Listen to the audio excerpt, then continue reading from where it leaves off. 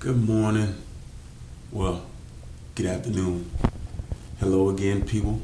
I'm back. This is day 6 of this quest for peace and tranquility that I'm on right now. Um, I've been tested every day along this journey, and every day closer to my breaking point, my salvation, as they will call it, my living testimony. I get tested even harder, even worse. Last night I was told some things that did have me react as quick tempered. I had to really sit down and think about who I am, who I'm going to be, and it calmed me down. At first, yeah, Satan had a hold on me, That's what he wanted. You got to understand, once he controls your mind, he can control you. Once he gets into your thoughts, to have you thinking of sin, to have you thinking of destruction, to have you thinking of hurting, to have you thinking of doing whatever outside your character, he can control your actions. Because that's where he dwells. In the dreams, your inner thoughts, the way you lash out. If you're weakened by something, he sees that and he jumps onto it, he latches on, he holds on, and he uses you to hurt. So that's pretty much what has been going on. I mean, I can't be mad at it. I cause it on myself at the end of the day, but at the same time, it's a time to find myself and stay still and firm in this peace that I'm in. So I come to you and I let you know, just like Proverbs 30 says, I am weary, God. I am weary, but I will prevail. So you have to understand, there are going to be times like this. There are going to be good days, bad days. But if you're destined for something, we all have our calling. If you're destined to do something other than what you're doing, if you're destined to do something greater than what you're doing, you're going to go through the bad times. I'm living testimony of that. I'm letting you know you're going to go through bad times. You're going to get hurt. You're going to feel sorrow. You're going to want for something that you can't have. You're going to lose things that you've had and can't have any longer to something else. You're going to find yourself seeing things drift away into others' hands. You're going to find yourself having something one day and the next day somebody else has it. It's just how it goes sometimes. But in the end, if God tells you to follow something, follow it.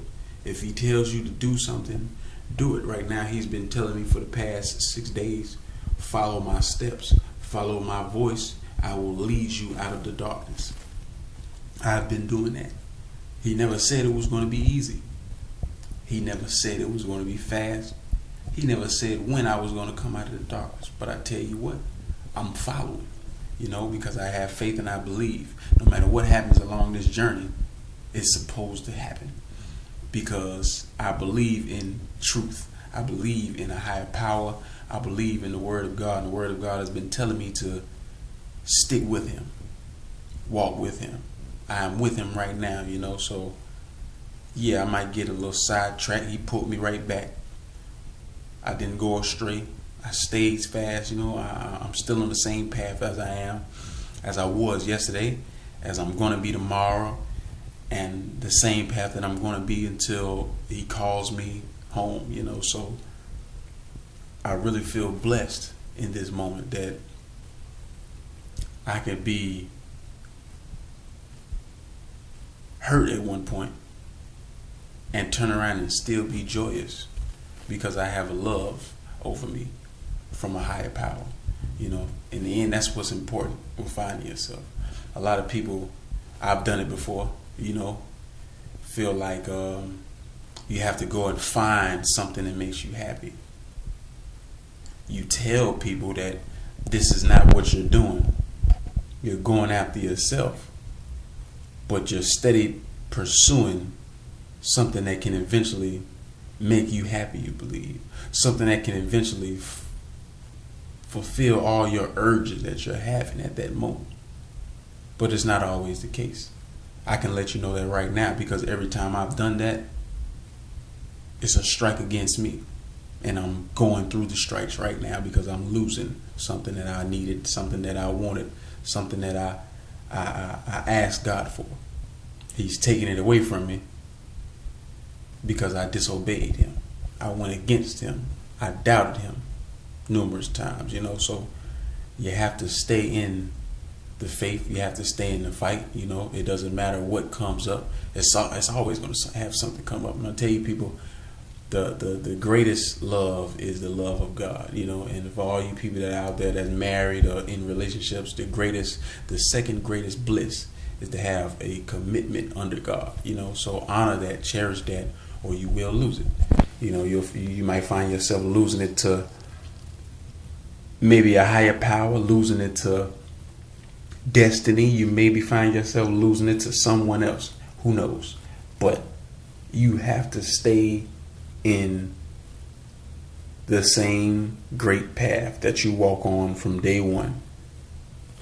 You go astray, it's always ways to come back. But just know, you will pay for thou sins that have been committed. So I come to you today and I tell you again, this is day 6. I'm still joyous, still at peace. I was a little down last night, but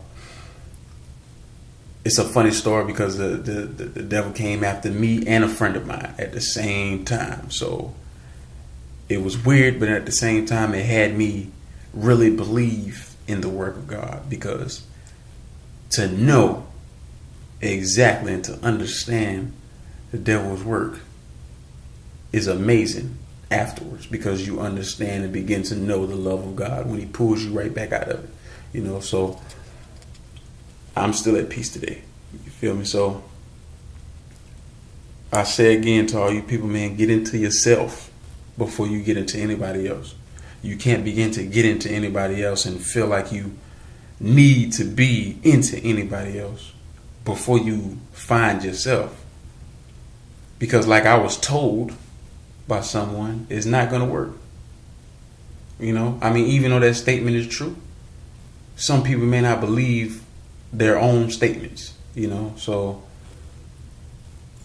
be sure to talk to your God. Be sure to pray. Be sure to do the things that your life calls you to do, not the things that your feelings calls you to do, because your feelings can be tamed. Your feelings can change. Your feelings can be wanting something in 2 seconds, not even wanting it when you get it, so you got to understand the difference between a need and a want. Your only need, I say again, is the love of God. Once you have that, you need for nothing else. You want for nothing else. He will fulfill everything that's been broken. He will fix everything that's been broken. He will put back into your life everything that has been taken from you. Times tenfold. The story of Job in the Bible is the same thing. Everything that has been taken will be granted to you times 10. So you have to know yourself before you try to even pursue to know anybody else. I made that mistake a couple times, and it hasn't worked for me, and I'm letting you know it will not work for you either. You have to know yourself before you want to know somebody else, before somebody else wants to know you. Doesn't matter if you knew them, doesn't matter if you want to know them, doesn't matter if you knew of them and want to know them now. You have to know yourself first. Before knowing yourself, pursuing something, wanting something, longing, lusting for that something, it still won't work, because you're already taking yourself out of the fight to knowing yourself. You're already putting yourself over the fence into the other pasture, and it's not always green on the other side. It might look that way, but it may not be always green on the other side, because you have not done